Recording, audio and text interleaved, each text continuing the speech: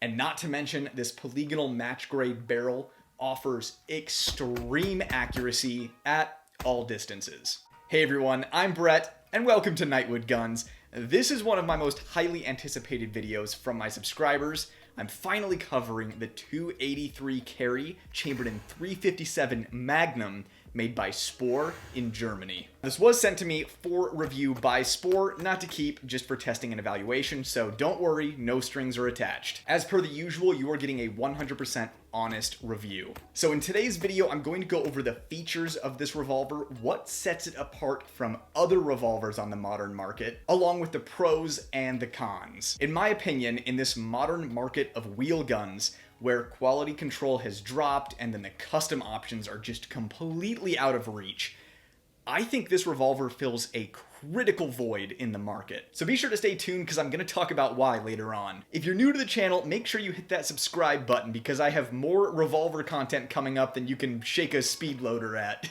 And of course, you can check out my videos on the Ultimate Carry J frame along with the 629 competitor. And then I did my best revolver video on this model 66 No Dash. It has like over 200,000 views. It's probably my best video. I'll link it up above if you want to check it out. So needless to say, I am a little bit of a wheel gun nerd. And this Spohr drips with precision German engineering. And I think the coolest thing about Spohr is they have a lot of different offerings, so depending on what role you are looking to fill in your wheel gun collection, whether that be for competition, self-defense, or carry, Spohr's got you covered. But their 28 series is their entry-level revolver. This is the one that most people are probably going to be picking up, and the 283 means a 3-inch barrel. So let's dive into the features. As mentioned, on this wheel gun, we are running with a 3-inch barrel. That is kind of my sweet spot for a concealed carry revolver. It is chambered in the potent 357 Magnum, which means you can also shoot 38 special out of it, and we have a 6-shot capacity. This revolver comes in at 39 ounces and is completely stainless steel. It has a cold hammer-forged polygonal match-grade barrel, and of course that polygonal barrel is going to result in very good accuracy, extreme durability for the lifespan of the barrel, along with really easy cleaning. And if anybody cares about the rifling, it is a 300mm twist length. The double action trigger pull is coming in at 8 pounds, and the single action trigger pull comes in around 2 pounds. The 357 Magnum cylinder is fluted, and the 9mm optional additional cylinder is unfluted. And guys, this cylinder is a lot of fun, and you can absolutely shred with the 9mm in moon clips, so cheap to shoot, and you get to enjoy your revolver so much more without the crippling debt that 38 Special and 357 Magnum are going to rack up on your credit card. We also have a match cylinder release that makes reloads very speedy and easy. You cannot miss it. And the cylinder swings out and locks in so smoothly like it's on buttered rails. We have walnut combat grips from KSD Grips, which those grips are made in Turkey, but if you've ever messed around with these KSD grips before, you know that they're some of the most ergonomic aftermarket grips you can get. I think this was a smart move. We also have the highly respected LPA adjustable rear sight, along with a fiber optic front. It was so easy to pick these sights up. The sight acquisition for target focus shooting was just an absolute cakewalk for me. If you haven't noticed already, it has a short pick rail segment on the top of the barrel. And don't worry, I know people are going to be like, well, there's no rail on the bottom, I can't put my weapon light on there. They do make a tactical division revolver with a 6-inch barrel, pick rail on top and on the bottom. That thing is a monster. It is like the ultimate home defense and personal protection revolver that you can get. It is a beast. This one's obviously more suited to everyday use though. As far as shootability goes, this gun is perfectly balanced. It is a beast, so it absorbs recoil so easily. This gun is so shootable that when I posted my YouTube short first-person view shooting this thing, everybody was accusing me of shooting 38 Special through it, but you can very clearly see 357 mag on the rims of the cartridges, and I'm not a reloader. That was full power factory 357 Magnum ammunition, and I am flabbergasted at how well this thing absorbs recoil. Its action and trigger are so smooth, it's easy to run it at speed. This was a true joy and pleasure to shoot. And not to mention, this polygonal match grade barrel offers extreme accuracy at all distances. So the 283 is essentially a beefed up Smith & Wesson 686 using all forged parts. This is kind of the revolver that, you look at Smith & Wesson's wheel guns from the 60s and 70s. This is kind of the future of revolvers I think people would have envisioned. But instead we're getting soft metal, poor quality control that, half of these have to be sent back to Smith & Wesson, and sometimes you have to send them back twice. But that is not the case with the Spohr. This thing is so precisely fit out of the box. It even impressed me, and I'm hard to impress. If you watch my channel frequently, you know I'm a critic. The timing is perfection, exactly what you would expect from high-end German manufacturers. And needless to say, the lockup is like a bank vault. This thing has almost no movement. So not only does this have perfect fit and finish, it also has so many quality of life attentions to detail that just kind of blow my mind. The first of which is this polishing job they do on the cylinder where the cylinder stop naturally drags. This makes for a smooth action that is otherworldly. And of course, it also keeps your revolver looking nice because you avoid that nasty drag line. And one of my favorite attentions to detail is they've numbered each one of the chambers, which is just really cool.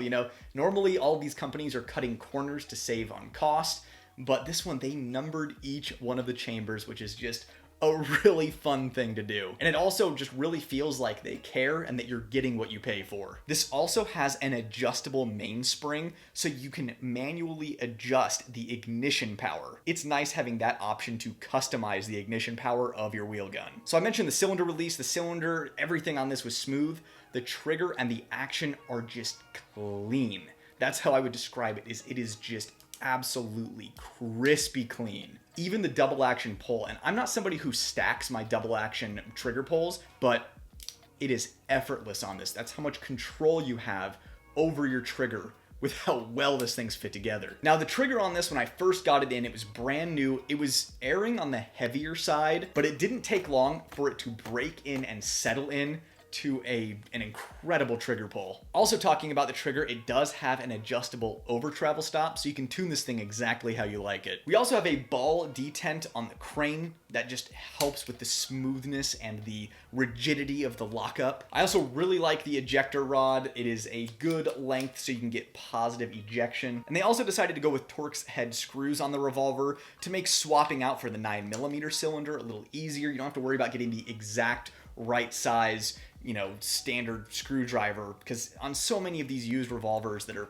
Smith & Wessons, you see the buggered up screws from people taking the plate off with the wrong size head. This way you just pop a Torx in there and it's an easy change. Now I mentioned earlier in the video that it's my belief that the Spohr fills a critical void in the modern revolver market. Now take it from me, as a modern Smith & Wesson Performance Center owner, quality control has been extremely lacking. Not only that, they started filling their guns with metal injection molded parts a long time ago. There's a huge difference when you compare an older Smith & Wesson with something like the Ultimate Carry J-frame. It's like you hold the two side by side, you work the actions, and you're like, what happened? We went from a true pride of craftsmanship and using superior materials to corner cutting, cost cutting, and quality control where you have to send half of them back to the factory. We went from beautiful and durable heirlooms to guns with internal locks because they bowed to the gun control lobby. And if you look into the history of this internal lock, it is eyebrow raising. And I know I have a lot of Ruger fans out there, but even this 80s production GP100 makes the newer GP100s look like junk. And don't even get me started on the new Colts compared to the older Colts. It truly is a case of they don't make them like they used to. In order to get something like that, you normally had to move up to something like Korth, which is out of reach for nearly everybody. But the Spohr conveniently fits exactly in the middle of those two options, but it comes with that German engineering and the pride of we make it like they used to. So if you hit the entry level like this model, you're coming in at about 1,000 less than a Korth,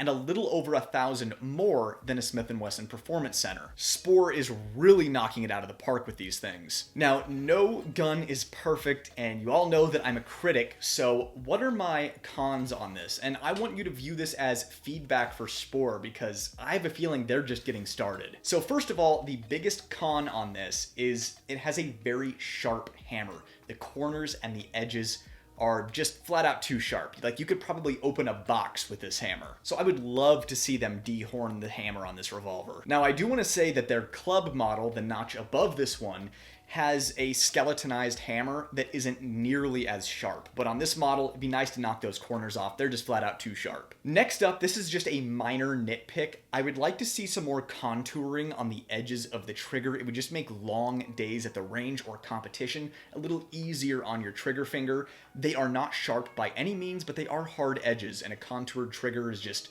you know, more of a premium feature that I'd like to see at this price range. So since this has an adjustable mainspring and it's not a flat mainspring, the trigger pull is a little inconsistent. So it starts out easy and then gets harder as the spring compresses. So it leads to kind of like a lighter than heavier trigger pull. This is by no means bad because it's extremely smooth. I had no issues running this thing at speed. Just be aware, if you are used to tuned Smith & Wesson revolvers, this is going to be a little bit of a departure from the trigger pull profile that you're used to. Next up is going to be grips. As far as grip options go, it worked with some K and L frame grips, and it didn't work with others. So it's kind of like a coin flip whether or not Smith & Wesson grips are going to fit this. So that's just something to be aware of. I do think you could make those Smith & Wesson grips that don't quite work with this with just a little bit of fitting on your part. But with all of the Smith grips I had on hand, it was about a 50-50 shot. Now finally, I want to talk about holster compatibility, because this is going to be a big thing for people considering the Spohr as a carry revolver. Now Spohr sent me an outside the waistband leather holster that they feature on their website,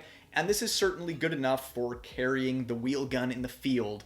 But when it comes to competition or carry, you're probably going to have to get a custom holster made. And I think a lot of people on the US market that would plan on carrying this thing daily would like to see holster compatibility with like Smith & Wesson L frames. And it seems to me the biggest issue is going to be this pick rail on the top. So I have my JM custom Kydex holster for an L frame Smith here, and it looks like the biggest problem is that pick rail is just an absolute non-starter. I also have this Galco Summer Comfort for an L frame revolver, and again, we can start to get there, but that pick rail on top just stops it from happening. However, and your mileage may vary, I have a Galco N-frame holster here that this one actually fits in. It is a little bit loose. It's not perfect, but in a pinch, you'd be good to go. So like I said, I have a feeling that Spohr is just getting started here. I would love to see them make some options in 44 Magnum, and I would love to see a 7-shot or 8-shot variant of this, because again, on the US market, people love that increased capacity, and offering a 7 or 8 shot would just be incredible. But overall, running the Spohr 283 carry is the most fun I have had on my channel in months. I am so grateful to Spohr for sending this my way. And man, I genuinely hope you guys enjoyed this review, and I hope you're stoked about Spohr revolvers. MMB Imports is handling imports to the US. This is the first gun that I have been sent for T&E that I'm actually devastated to have to send back. I definitely became a little too attached to this thing, especially with the 9mm unfluted cylinder. So of course this gets the Nightwood Guns stamp of approval, and I highly recommend it for anybody looking for a quality revolver. I hope you enjoyed today's video, everyone. It was great seeing you all again, and I'll see you in the next video. I'm Brett, and this was Nightwood Guns. Nightwood out.